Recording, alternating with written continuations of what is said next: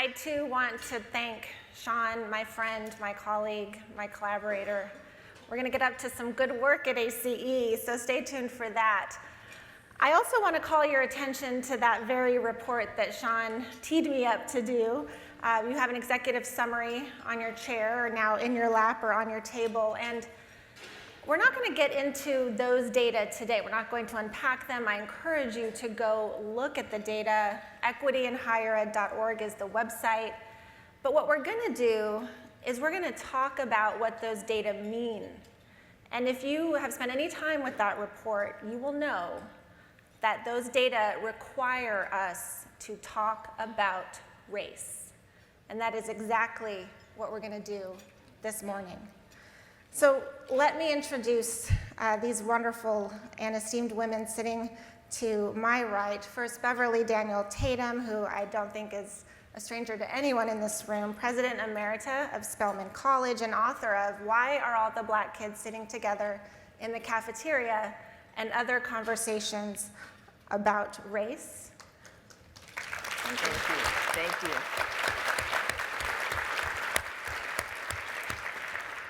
And I am also thrilled to welcome to the stage Robin DiAngelo, who is an affiliate associate professor of education at the University of Washington and author of White Fragility, Why It's So Hard for White People to Talk About Racism.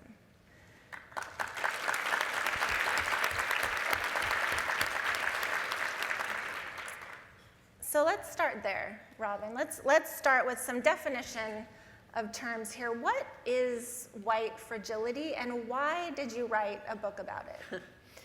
Well, when I first coined that term, white fragility, I was trying to put language to a really, really familiar phenomena, and that is how defensive we white people get whenever our positions, our advantages, or our racial assumptions are challenged. And I think it's a very, very familiar response. So I wanted to name it and offer my theory, if you will, on how we come to be so defensive and how it actually functions to protect the racial hierarchy. I think about white fragility as the sociology of dominance. So the fragility piece is meant to capture how little it takes. Right? For many white people, the mere suggestion that being white has meaning will cause us to melt down, right? Generalizing about white people will definitely cause umbrage and upset. We white folks don't like being generalized about because individualism is a very precious ideology for us, right? But the impact of the way in which we melt down or get defensive is not fragile at all. It's an incredibly powerful means of everyday white racial control because it's a kind of weaponized hurt feelings, weaponized defensiveness, weaponized tears, as it marshals behind it the weight of legal authority and institutional power and embedded history, right? So in that way, I think white fragility functions as a kind of everyday white racial bullying, to be direct. I know bullying is important for people in education, right? Because we make it so miserable, so difficult for people of color to talk to us about our inevitable and often unaware, notice how gentle I'm being right there, our inevitable and often unaware racist patterns that most of the time they don't, right?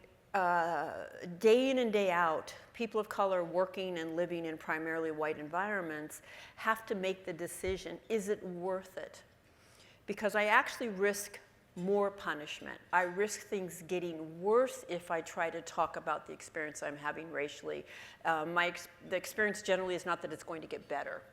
So in that way, it kind of keeps people of color in their place.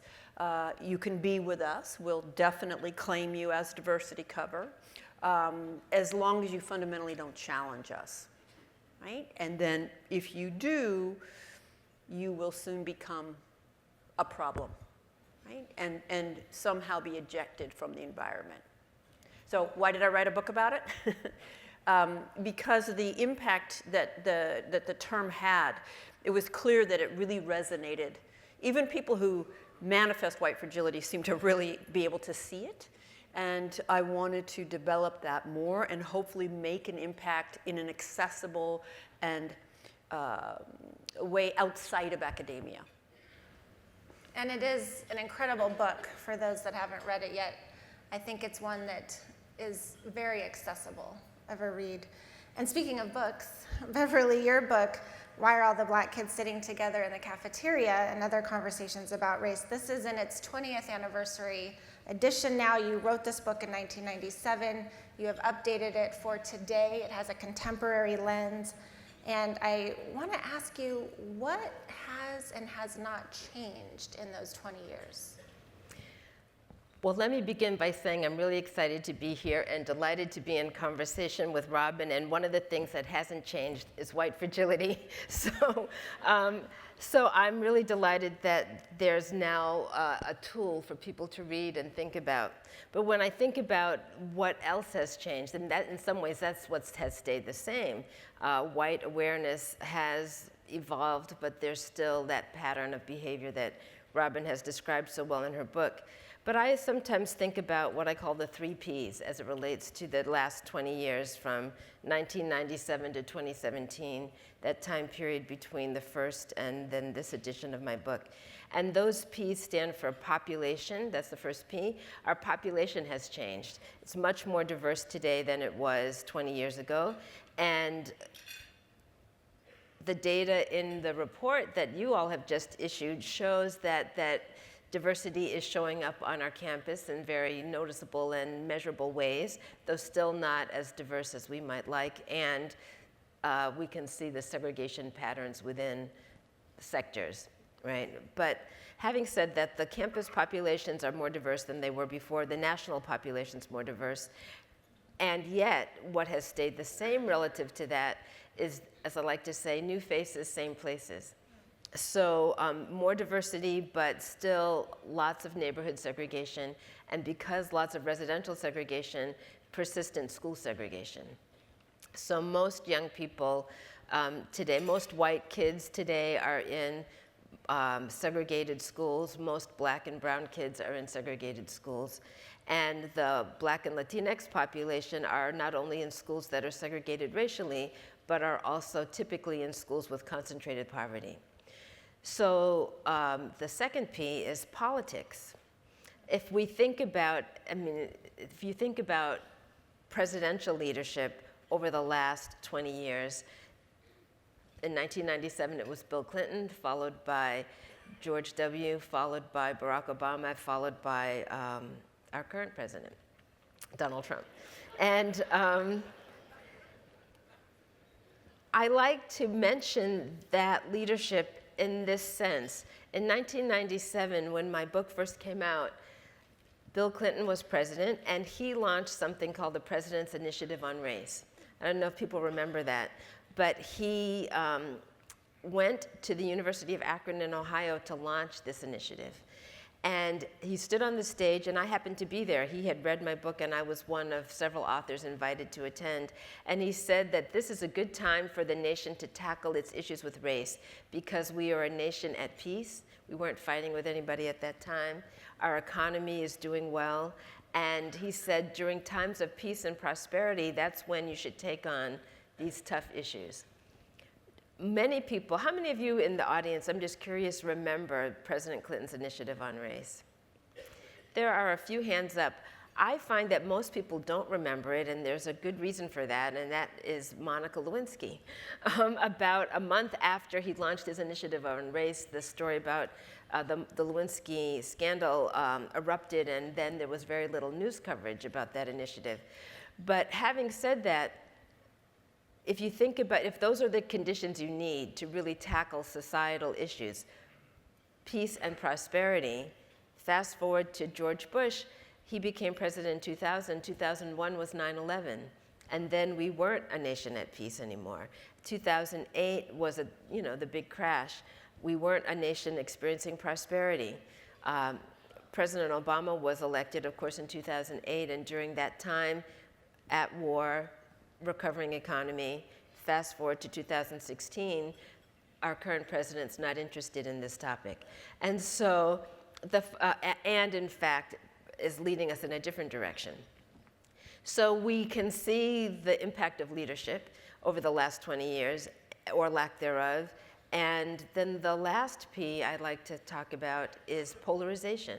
We are a much more polarized society today than we were in 1997. I think there was a greater sense of optimism in 1997 about the possibility of change than perhaps there is today, given the polarized nature of our conversations. I think I would add one piece that's useful in our work is the post-racial narrative is done. Yes. During the Obama years, you really had to push up against this, but we're post-racial. And I don't think anyone's in denial now that we are not post-racial. And so there is an opening to have the conversation. You know? You're right about that, I would agree. Yeah. I could think of a few people that are in denial about that, but yeah, please. There are some people, I think, who might be in denial about that, and it's another P word, and that's presidents.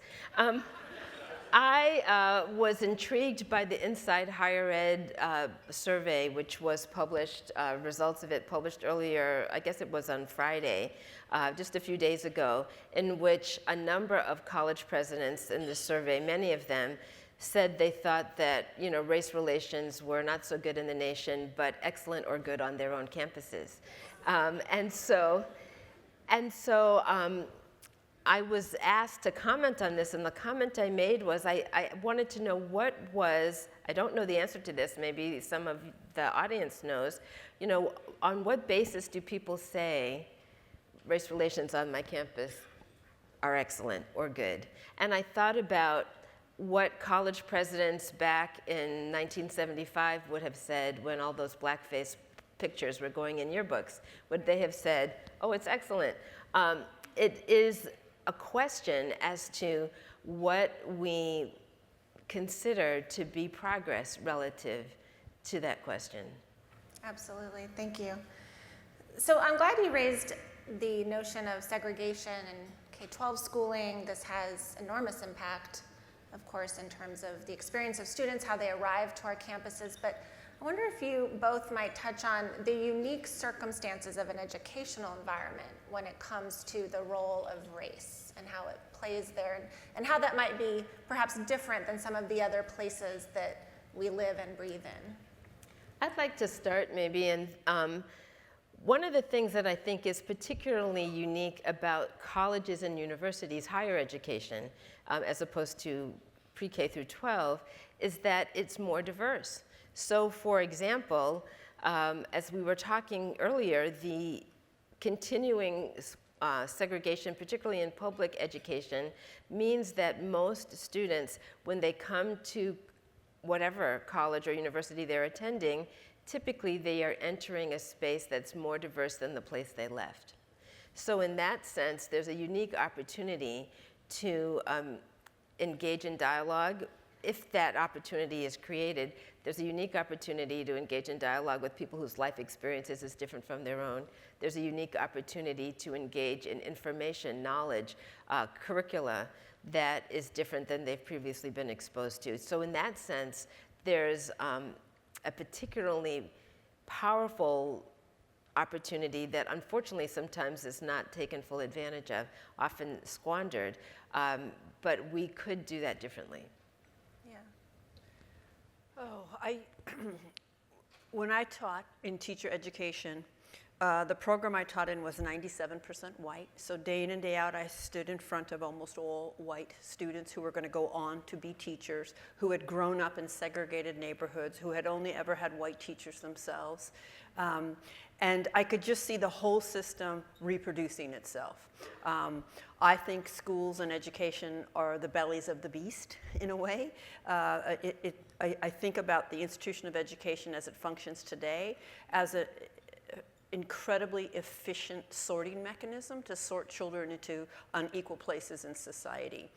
And so teachers play their role, and they're taught by faculty who also have grown up primarily in segregation, only ever had white teachers themselves, right? So that segregation And if I may propose that while the student body may be getting more diverse, I'm not so sure teacher education students are getting more diverse. And so you just see that reproducing itself, and that their lack of relationship, right? They've grown up in a context in which people who have loved, guided, and taught them have never conveyed to them that living in segregation is any loss whatsoever. In fact, that is what made their school good, right? That's what makes their neighborhood good. These are really deep messages that they're bringing in. And I'm just going to have to say it again, and that faculty are also functioning under. And so we're putting forth teachers who are not equipped to deal with these conversations, and it's a self-fulfilling cycle. Well, I'm glad that you mentioned teachers, because I wanted to ask you about the role of faculty in higher education. So these are, of course, the individuals that our students spend a lot of time with. They are in the position of power in a classroom, of course. There are other dynamics at play, and I'm wondering, what is the role of faculty? What should their role be? Maybe not what is their current state, but where should they be going as a body if we're going to break down some of the barriers that we're talking about today? Well, I think Robin has certainly already touched on the fact that many faculty come into the classroom with the same kinds of attitudes that the students have, that many white students have, and that the faculty, as your report points out, is 75% white. The student population is now more than 50% kids of color or young people of color, and yet they don't see themselves reflected in the classroom. So there is the issue from the point of view of the student experience. Do I see myself? Am I affirmed? Do I have a sense of belonging in an environment where, I'm more likely to, if I'm an African American student, for example, more likely to see myself reflected in the maintenance staff than in the classroom.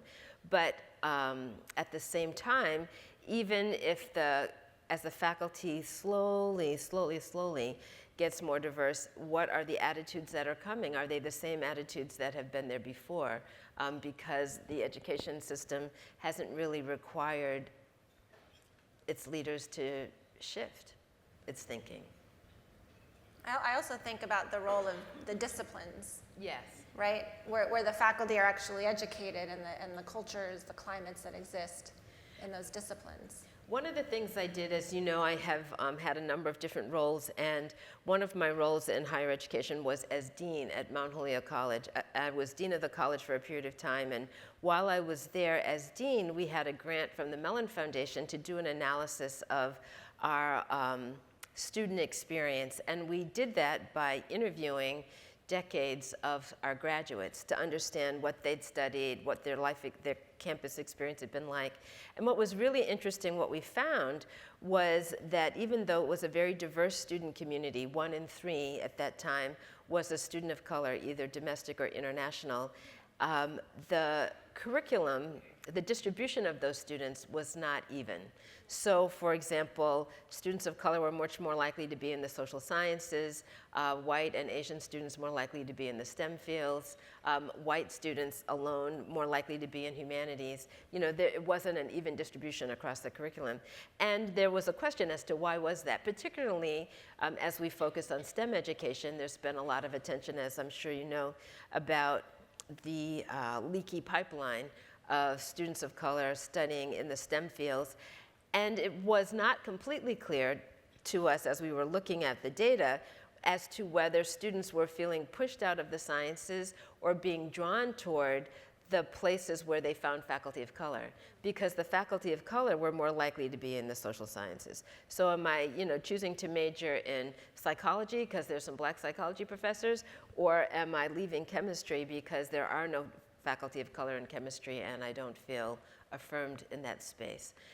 These are some of the questions, but it is one of the core issues when we think about diversifying the faculty. What's the impact on the student population? Absolutely. So we think about the role of faculty. when you graduate from an institution of higher learning, you're technically certified as highly educated, and yet you can graduate from virtually any program in this country with absolutely no ability whatsoever to engage with any complexity or nuance in conversations about race. And you can be seen as qualified to teach and lead with no ability to engage with any nuance or complexity. I think we need to start to see that as meaning you're not qualified to teach or to lead, right? But until we, thank you, see that, our students are not going to come out prepared. I think for many white faculty, we think that as long as we're for social justice, we automatically do social justice, which of course, no, we do not. And who isn't for social justice? I mean, it does take a set of skills and experience that are not going to come to those of us who are white anyway in any natural way. Niceness is not a skill, right, in terms of being able to engage in these conversations with nuance and complexity. But that's the kind of the belief. As long as I'm nice, I'm kind of good to go. And so again, we see this reproduced cycle. We just have to, we have to see that as a qualification. It has to be more than one diversity question in the interview panel. If there's one at all, there's usually, sometimes there isn't any, but it has no weight. And that's going to have to change. I mean, I think it's really clear today that more and more we're being held accountable to be able to engage in these conversations. And if we can't, there's a lot of mess that gets made. There is, Robin and I were looking at Twitter earlier today, and there was something in my Twitter feed about an article, and now I'm trying to remember whether it was Inside Higher Ed or The Chronicle, but one of those two publications about a survey done with faculty about their concerns about discrimination and yet their discomfort talking about diversity-related topics in the classroom. And it speaks to the lack of preparation that Robin was just talking about. And it also seems to me speaks to the education that our students are receiving or not receiving in that regard. Without naming an institution, I've been visiting lots of institutions that, talking about my book and other things, and you often hear concern addressed about how to create a more affirming environment for students of color. How to, whether that's creating cultural centers or hiring support staff to work with those students of color, but very little conversation, if ever, about what to do with white students so that those white students will be better prepared to deal with a diverse environment, to be able to speak with that nuance that Robin talks about. Robin's book, White Fragility, is great, and I have been recommending it to people, and one of the things that I like about it is the reference to white fragility as a kind of lack of stamina, right? So if you think about that idea that not being able to have the conversation reflects a lack of stamina. I often say to people that, if you wanted to run a marathon and couldn't do it because you don't have enough stamina, you would have to practice, right? And yet we don't create opportunities for that practice.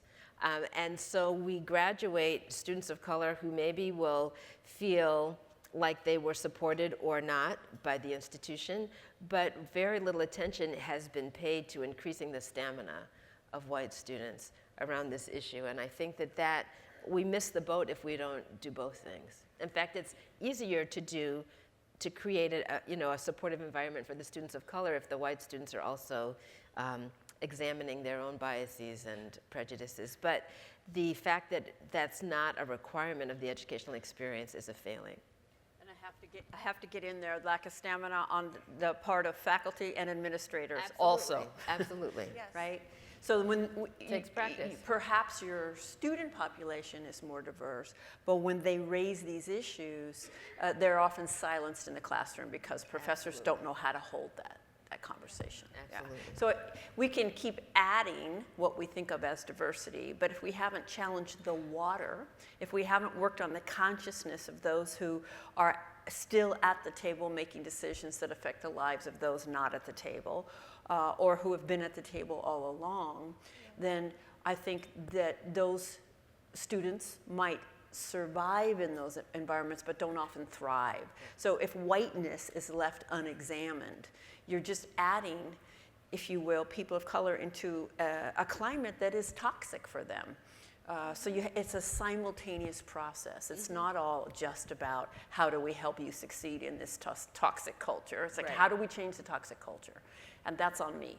Yeah, and there's a big difference there. So in about 5 minutes, I'm going to open it up. What I want to ask everyone to do, I'm sure you've formulated some questions by now. We're going to use the ACE annual meeting app to field those questions, and my colleagues are going to help me do that. I've got my iPad right here ready to go. So what I would like you to do is go to the session in the app. You'll see that there's an area where you can ask questions, and those will be fed up to me on the stage here, and I'll be starting to field those in just a moment. But before that happens, I love that we're getting a little bit more tactical here. And Robin, in your book, you do offer some guidance on how to talk with our friends, with our family, our coworkers about race. You know, how, and specifically how to talk to white people about race. I wonder if you might give us some of that here. Maybe kind of in the big picture way, I don't believe we can get to where we need to go from the current framework that says a racist, or what it means to be racist, is always an individual, not a system, who consciously doesn't like people based on race, must be conscious to count, and intentionally seeks to be mean to them, must be intentional. So individual conscious malintent. As long as that is what we understand it means to be racist or participate in racism, we're going to have defensiveness and denial, right? So it's kind of like being on the airplane. You put your oxygen mask on first, and then you turn to people more vulnerable. So we have to change what we understand that it means and build our own stamina before we're going to be able to guide others. As far as strategies, you know, there's a range of strategies. I try to point the finger inward rather than outward, right? So I try to acknowledge what the person is saying, where they're coming from. I can relate to that. I've had that thought myself, right? And based on this work I've been doing, I've come to understand this. And then I just share my insight. It's hard to argue with my insight, right? I mean, people manage to, but and that's all that I'm doing. I'm just sharing you what I've come to understand. But I'm also, one, breaking with white solidarity, which is incredibly important for those of us who are white, and two, putting out a counter narrative. Whether they liked it or not, a counter narrative went out. And so I think about it more for me and my health and growth, and I hope it moves the person out here. But if I just think about it, how do I move the person out here? I'm probably not also engaged, which reminds me, because it's probably going to come up as the number one question I get, so I'll just preempt it. The number one question I get from white people is, okay, I get it, now what do I do? I actually find that a disingenuous question. So what I have kind of figured out to offer back is, well, what about your life has allowed you to be a full functioning professional educated adult in leadership and not know what to do about racism? How have you managed not to know? Why in 2019 would that be your question? When people of color have been telling us forever, when the information's everywhere, and if there was anything you were even remotely interested in, what would you do? Google the shit out of it.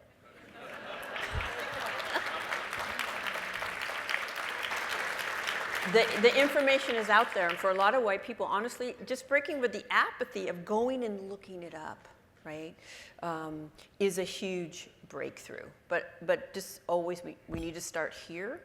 The second number one question I get, or of the top three, would be, how do I tell another white person about their racism? And my reply to that is, well, how would I tell you about yours? And then I just pause, because the question presumes it's not going to be me. I just need to go forth and wake up other people. So it's always coming back to here. And the more I think you can understand how you've been shaped, the less it will be your question. how do I talk to others or guide others? Thank you. We have some great questions coming through here. Let me start with this one, because I think a lot about the generations. And we talk a lot about millennials and this new generation that comes after, and they're much more community-minded. They've been raised largely in group settings, and we want to think that they perhaps are more equipped, right? So this question is really, does the strength of white fragility differ by age group? And perhaps we can think about that in the context of this current generation, and should we have more promise in this generation, or where do you stand on that? I'm sure Robin is thinking about her response to this, but my response is that it hasn't changed much. And I will say I have sort of 2 data points for making that statement. The first is, my book, Why Are All the Black Kids Sitting Together in the Cafeteria, originally came out in 1997, and a lot of people read it then. The new version, fast forward 20 years, 2017, many people are reading it now. And when I visit campuses, I often find professionals who work on those campuses who were students in 97. Sometimes they're alums, so it's the same campus. And they'll say, I read your book in 97, I'm reading the new version now. This campus is the same as it was when I was here as a student. The issues haven't changed that much. The other data point I have is a set of questions I ask audiences, and I am tempted to ask this audience. Maybe I'll do that if you don't mind. So I ask people to think about their earliest race-related memory. So if you just take a minute and think about your own earliest race-related memory, I just want you to raise your hand if you've thought of something. Most people have their hands up. We can't see everyone because the lights are in our eyes, but I see a lot of hands. And then the question is, how old were you in this memory? And you could respond by holding up fingers or calling out ages. Okay, I saw some hands and heard some numbers, and the earliest number I heard was 4. I heard 6, 7, 8, a lot of 5s. Raise your hand if you were under the age of 10 in your experience. A lot of people. Okay, and raise your hand. I'll just ask you to do it this way rather than call out words. When I ask people to call out what emotion is associated with that experience, people will say things like, if I hit one of yours, raise your hand. Anger, frustration, confusion, sadness, embarrassment. There's some other words that I might mention, but some word that is uncomfortable. Raise your hand if it was an uncomfortable experience in some way. Okay. And now I'd like to know how many of you shared your experience with a concerned adult at the time that it occurred, a parent or a teacher. Raise your hand if you did have a conversation. There's some hands up. Raise your hand if you did not. It looks to me there are more did nots in the room than dids.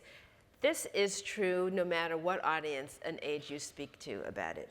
Now, what's interesting, some of you know 5-year-olds and 6-year-olds, maybe your own children or grandchildren, but if you've spent any time with 5, 6, 7-year-olds, one of the things you know about them is that they are pretty unfiltered. They're pretty candid. They say what's on their minds, and so it's counterintuitive that you would have a room full of adults who will tell you, I had an experience early on in my life. It was uncomfortable for me. I didn't talk to anybody about it. And why not? And the short answer is because even at 5, 6, or 7, you've learned you're not supposed to talk about it. That somehow the adults in the environment have communicated that this is a toxic topic not to be discussed. And, I've been with 1,000 first-year students at a local college, and people raise their hands. And how many of you had that experience? Everybody's hands goes up. How many of you talked to somebody? You can count on a couple of hands how many people had that conversation. So I share this example to say it is still the case that we are socializing young people, particularly white people, but it's not only white people, to avoid these conversations, not to talk about it, not to mention it, and as a consequence, as I like to say, you can't solve a problem you can't talk about. And we're still not able to have those conversations. Yeah, I have two thoughts, and one is we know by our outcomes, and our outcomes are not improving in any significant way, and in a lot of ways they're getting worse by race, right? And so I'm often asked, don't you think, of course, any question that opens with don't you think is not an open question, but don't you think, young people are less racist today? And my answer is no. One of the things that's really struck me is I've been working with large tech companies, and the average employee is under 30 years old. And they are, again, people of color are, vastly underrepresented, particularly Black and Latinx. And when we have these trainings where those underrepresented people are testifying to their experience, the young white coworkers are dumbfounded. They have no idea whatsoever the kind of pain their coworkers are in. And that is not benign, right? Or innocent or neutral. And they also cannot think critically about what it means to be white. And if I can't tell you what it means to be white, I cannot hold what it means not to be white, right? And so we bring that kind of obliviousness, this, we don't talk about these things. Our heroes might be people of color in a way that they weren't in the past, but our actual relationships across race we don't tend to have, right? And so we bring that obliviousness to the table, and people of color working in those overwhelmingly white environments know that we can't engage, right? And so they have to spend an inordinate amount of time keeping us comfortable, not unsettling us racially, lest we lash out at them. So I think the population of young people we're seeing today, young white people, have been raised with this colorblind ideology, but the impact of it is still a hostile environment that people of color have to navigate, and white people having no skills or critical analysis. There was a survey done by MTV of young people ranging in age from 12 to 20. It was done a few years ago, I want to say 2014, 2015. But if you think about, if you age those students, 5 years, so we're talking about today's 17 to 25-year-olds. And in that survey, one of the questions was asked was, had you ever witnessed an instance of bias? Bias being defined as someone being treated unfairly because of some aspect of their identity, not just race, it could have been sexual orientation or religion or something else.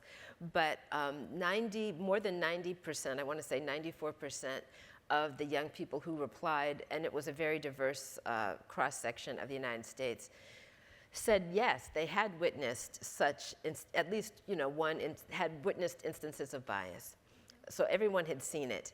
And then there was a question about whether you thought talking about bias would be helpful, and a number of them said they felt it would be helpful to talk about bias. But then another question was, how many of you would feel comfortable?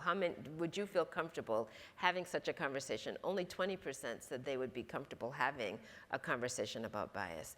And so it seems to me that this generation is not what is often used, that term colorblind, as Robin just said. People like to say, my kid is colorblind, our students are colorblind. They're not colorblind. I think we might better describe them as color silent, that they have just learned not to talk about it and are afraid to do so, much the way their previous generations were. Yeah. And I guess by saying we're colorblind, they're colorblind, it intuits that that's actually a good thing. Yeah. I think that's not a good thing. No. To be colorblind. This is a question I'd like to ask you, Beverly, directly. This woman wrote in, as Black women leaders / presidents, we are expected to lead effectively at predominantly white institutions with leadership teams that engage in white fragility. What strategies can you suggest for building success in toxic but well-intentioned environments? Well, I would suggest they all read Robin's book, and I have done that actually. I have been in environments where when I've said everyone here should be reading Robin's book, White Fragility, and when that happened, people came back to me to say that was incredibly helpful. So shout out to Robin for providing that resource. But the other thing that I would say is that if you're the leader, your leadership matters in the sense of setting the tone for the nature of the conversation and how are we going to, whether we're going to work on this together, read stuff together, talk about it. But if I'm putting together my senior team, or if I'm inheriting a senior team as the incoming president, one of the concerns I'm going to have is, do I have a team that's going to model the values that are important to me? And are they going to be able to engage in those nuanced conversations and think critically about these questions? And certainly, it's not that I'm going to say, if you don't know how to do this day one, you all have to go. But certainly, I'm going to expect people to learn and provide those learning opportunities, and hopefully we can learn together. But certainly there are times, I'm sure every president in this room has reached a conclusion at some point, or every senior leader in the room has reached a conclusion at some point that not everyone should be on this team, and you have to make some tough decisions. But certainly the leaders' expectations need to be clearly communicated. I like to use what I call the ABCs: affirm identity, build community, and cultivate leadership. And the C, cultivating leadership, is really about making sure that our colleagues, our students, everyone in the environment is learning how to be an effective leader in a diverse context. And that requires being able to engage in the kinds of conversations that Robin has described and that we've been talking about. And many people don't have that history, but it doesn't mean they can't learn. But you have to expect them to do that. I would like to see white people change so that a woman of color in a position of leadership, as you asked the question, wouldn't have to ask that question, right? And it keeps going back to humility. So let me just offer a challenge to all the white people in this room. We're not speaking to the choir right now, right? There is no choir. No one in the room is the choir. I'm not the choir. And the moment I see myself as the choir, I'm going to be complacent. I'm going to be probably somewhat arrogant and certain, and then therefore defensive, because my identity is going to be very much attached to this, I'm not the problem. I'm going to help other people who are the problem. And I'm just going to say this: some of the most obstructionist, gatekeeping, oblivious, and harmful white people are on equity teams and diversity committees. It does not certify you, right? Your interest in the issue does not certify you as free of the issue. And so it just keeps coming back to humility. I will never be finished with my learning and growth. Sometimes you get assigned people and you don't have a choice, and sometimes people volunteer, but if you could interview people to look for, particularly in the white people you're talking about that manifest white fragility, is, do they have that humility? Do they recognize that they'll never be finished and that it's ongoing? That reminds me of a quote that I have here from Beverly's book, and I think you were speaking here, Beverly, about your position as a woman of color, and you write, the task of resisting our own oppression does not relieve us of the responsibility of acknowledging our complicity in the oppression of others. So this idea that we have to come to terms with our own biases, regardless of where we sit. And I think Robin has hit the nail on the head in the sense that everybody is on a learning curve, right? So whether we're talking, and we all have multiple identities, which is another important point, I think. So, as I sit here as a woman of African descent, identifying as a Black woman, I am also sitting here identifying as a heterosexual. I also identify as someone with a Christian identity. I'm also able-bodied. I have multiple identities, and even as a person of color, I may have internalized racism, right? Internalized oppression that influences how I think about things. And so we all have work to do.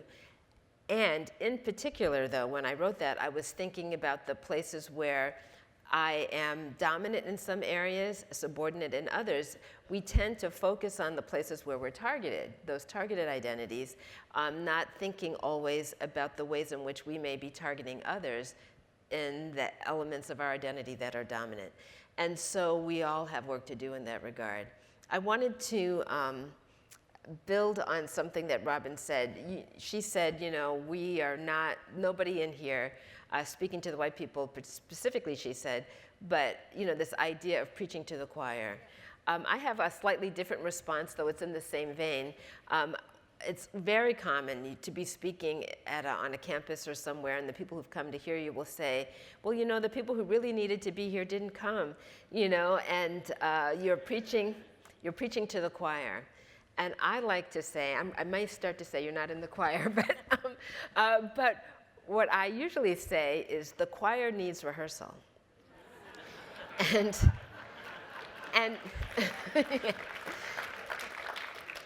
it speaks to that, you know, if the choir is rehearsing and really getting good at it, singing well, it inspires others to want to join the choir. And so if to the extent that we're able to sing well and model the joys of singing, then it does inspire other people. You know, the folks who have been able to think about issues of race and other kinds of difference and really deal with systemic oppression and talk about it and in the humility, humble way that Robin just talked about, those people are going to have a wealth of relationships that other people don't have. And being able to navigate in lots of different settings in ways that people who haven't done that work cannot. And that is a gift. And when we think about, I spend a lot of time being interviewed about talking to children about race. But if we think about the next generation, there's a statistic that says, it's in my book and it came from PRRI, that survey organization, 75% of white adults have no social relationships except with other white people. Like no, they're in social networks that are entirely white. And if you are a white adult with an entirely white social network, the odds are your child has an entirely white social network. And so that limits the capacity to be able to engage in an increasingly diverse society. That's a handicap. I like to say that that is, you know, we're talking about social dinosaurs. And that is, if we are thinking about colleges and universities, the question is, are we educating the next generation of social dinosaurs or people who are going to be able to thrive in a diverse society? Thank you. Let's get tactical again for a moment. There's several questions here about diversity requirements, implicit bias training, you know, these dialogues across difference in a hall, you know, to respond to an event that occurred. Do these things work from your estimation? I want to add something to that last piece, because I know my people really well. And while certainly for me to counter the socialization I got, I had to put myself out of what might naturally occur in order to build relationships across race. It was not going to happen if I just followed the trajectory laid out for me, right? And so a really key piece of my personal work has been to build those relationships and to build trust in those relationships. And that means I don't give up on those relationships when I get feedback. In fact, feedback on my unaware racist patterns and assumptions is a really healthy sign that the relationship is authentic. But that doesn't free me, right? So I like to put it like this. I'm married to a man. He's white, but I'm married to a man. And the day he fell in love with me, all his sexism did not vanish, okay? Au contraire, right? Right? So we have this really strong belief, those of us who are white, that fond regard or further down the continuum, intimate relationships frees us of all racial bias and all racial conditioning. So I just want to make that really, really clear, that even being married to a person of color does not mean you are then free of all your conditioning. And that conditioning will emerge in the relationship. right? So nothing exempts anyone from the water we're all literally swimming in. So every moment that I want to exempt myself with some kind of evidence, I need to instead say, okay, I'm different than most white people, and how did this thing I see about myself as different set me up into the overall structure that I live in? Because again, nothing could exempt me. So I think just want to get that in there. So you're asking about strategies and tactics? Yeah, Probably Beverly as a president of a university? Yeah. So you mentioned several things, and you closed your statement, Laurel, in terms of, something's happened on the campus, and so now we're having a town hall meeting or something like that, and is that useful? Probably not. So the one-off events are not, right? Because we're talking about systemic issues, and so you need systemic responses, which is not to say that you shouldn't have a town hall meeting. You might want to have one to deal with a particular set of issues or a particular incident, but that by itself is not sufficient.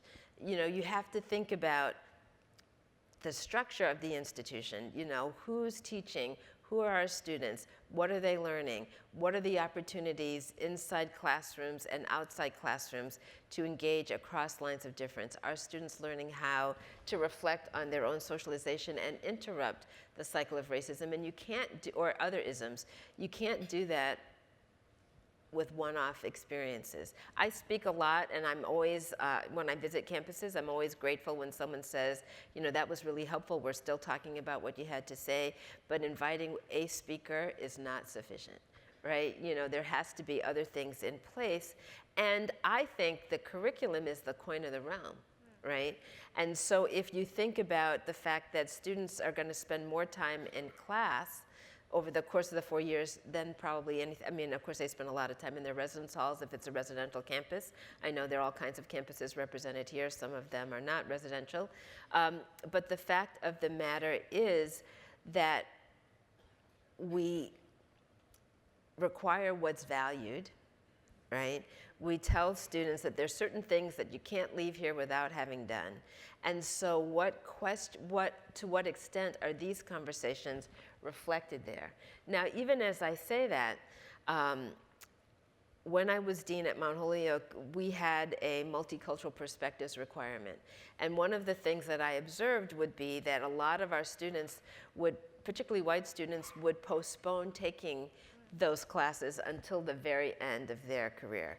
I found myself sometimes sitting with a student who was a second semester senior talking to me about how she was going to meet her multicultural perspectives requirement because she hadn't done it yet. And and you would wonder, like, why was there that delay? Why was there that avoidance? It seems to me that in an ideal world, we would get students to engage with these kinds of ideas in their first year. A lot of institutions have first-year seminars, first-year experiences that are required. If we think it's important, if it takes practice, it would be great to start it early. Absolutely, and earlier than that, even as you were saying earlier, what about the role of cabinets? And I think this person says, what can presidents do to engage their cabinet in these conversations? We talked a little bit about that earlier with the question from the Black woman president. Let me actually go a level higher and ask, what do presidents do with their board of trustees or their board? How do they start these conversations? How do they keep them going? How do they enter that space? I have some personal experience with this, not just as president, but as a board member. And on one of the boards I serve, the president raises the issue regularly because it's a live issue on campus, and so talks about it regularly in the board meetings. And on this particular board, we all read Robin's book. Yeah. And I mean, it was a great experience, and board members expressed, it was my suggestion that we all read Robin's book, but the president certainly embraced it, and she read it and encouraged the other board members to read it, and it was the subject of a board meeting. And so I think, again, leadership matters. Now, recognizing when you're the president, the board, sees itself as, they hire and fire the president, right? So you report to the board, but I think most presidents understand that over time, there's a time when you're the board's president, and then there's a time when it's the president's board. And if you're the board's president, it's harder. If it's the president's board, it's easier. But in that context, conveying what is important to you as the leader of the institution and why you think it's important that everyone be able to understand and think about these questions, I think is a task of presidential leadership that can be embraced in ways that allow you to keep your job and still move forward. I used to be co-director of equity for a large nonprofit, and we did something there that I think was so exciting to imagine for presidents and cabinets, where every white member of the executive leadership team met once a week with me for one-on-one coaching, and every person of color met one-on-one with my co-director, who's a woman of color, for one-on-one coaching, for support. And so I would sit down with one of these executive team members once a week, and I would open the discussion by saying, okay, so how has your racism manifested since we met last week? Now, normally leading with that question probably wouldn't go very, very far, but they'd had a foundational training. They knew what I was talking about. They understood from the framework of structural racism that, of course, it would be manifesting. The question for me is not if I have racist patterns, but how are they manifesting in a given context? And then we would just begin. And they might tell me, I'm struggling with this or with that, or they might say, gosh, I haven't even thought about it. And I'd say, okay, let's start right there. Why do you see that as separate? But it was that sustained. I know for me as a white person, it's a lot like water dripping on a rock, right? Everything outside this room today will push all of us not to see, name, or speak about any of this.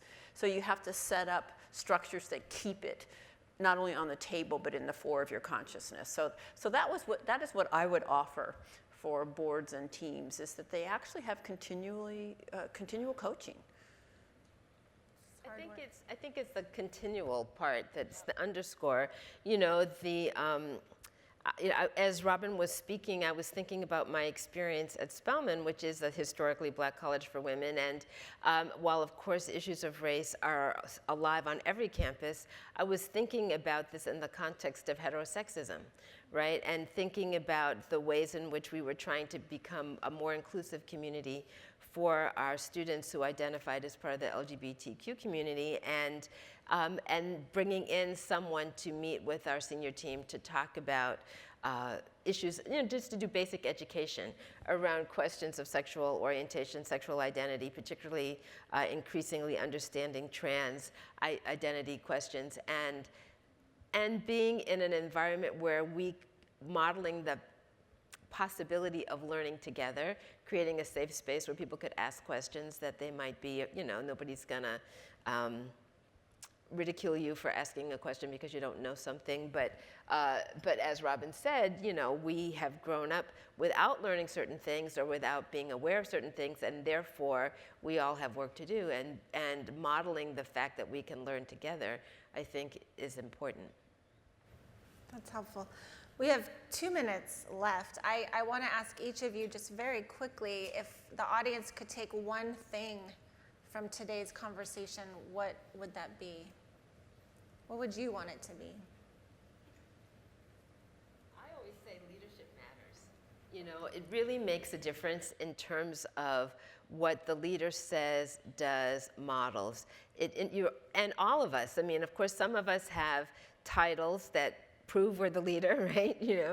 The official leadership title, but whether you have that official leadership title or not, people are always watching what you say, what you do, which is, sets the tone. And I think we can all see nationally what happens when a tone is set in a particular way.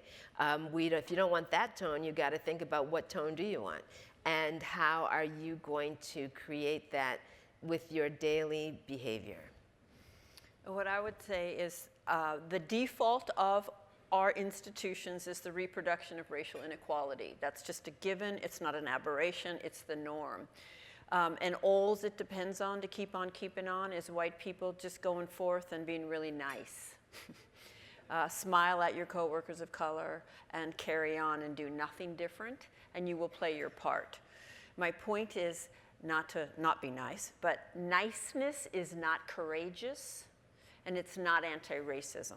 And niceness won't get racism on the table, and it won't keep it on the table when everybody wants it off the table.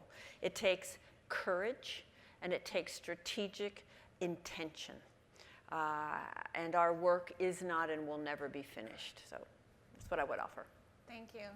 I want to thank our two panelists.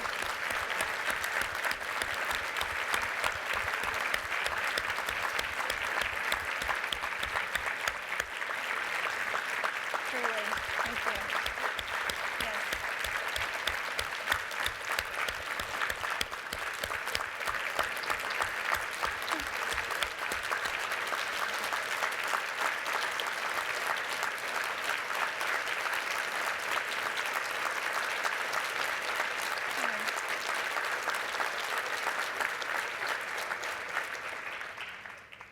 So we have a great day ahead of us today at ACE 2019. We're going to take a coffee break and start our concurrent sessions in about an hour. So we'll see you all out there. Thank you.